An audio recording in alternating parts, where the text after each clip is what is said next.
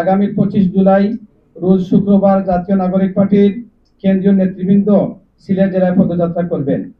বিকেল 5টায় তারা সিলেটে পৌঁছাবেন এবং নগরীর চৌহদ্দস্থ কেন্দ্রীয় শহীদ মিনারে জমায়েত হয়ে পদযাত্রা শুরু করবেন।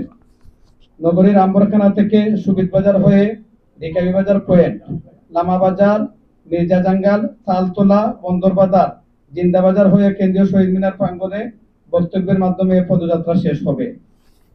এতে উপস্থিত থাকবেন গণ অভ্যুত্থানের নেতৃত্বদানকারী বৈষম্য বিরোধী ছাত্র আন্দোলনের প্রধান সমন্বয়ক ও জাতীয় নাগরিক পার্টির আহ্বায়ক নাহিদ ইসলাম, সদস্য সচিব আক্তার হোসেন, মুখ্য সংগঠন দক্ষিণাঞ্চল হাসনাত আব্দুল্লাহ, মুখ্য সংগঠক উত্তরাঞ্চল সার্জিস আলম, মুখ্য সমন্বয়ক নাসির উদ্দিন পাটোয়ারি, সিনিয়র যুগ্ম আহ্বায়ক সামান্তা শারমিন, আরিফুল ইসলাম আদিব, সিনিয়র যুগ্ম সদস্য তাসনিম জারা সহ সিনিয়র অনেক নেতৃবৃন্দ এই পদযাত্রায় অংশগ্রহণ করবেন।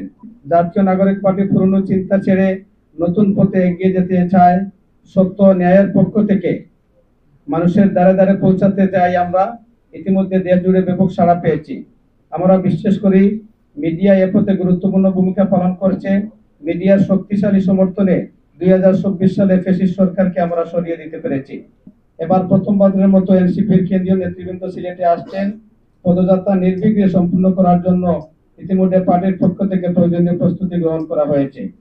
সার্বিক নিরাপত্তার বিষয়টি প্রশাসনকে অবহিত করা হয়েছে। আমরা আপনাদের মাধ্যমে সিলেটবাসীকে আহ্বান জানাই, সবাই উপস্থিত হন, আমাদের সাথে একাত্মতা হয়ে সামনের দিকে এগিয়ে যেতে সাহায্য করুন। স্বতঃস্ফূর্ত অংশগ্রহণই আমাদের শক্তি ও পথ প্রদর্শক হবে।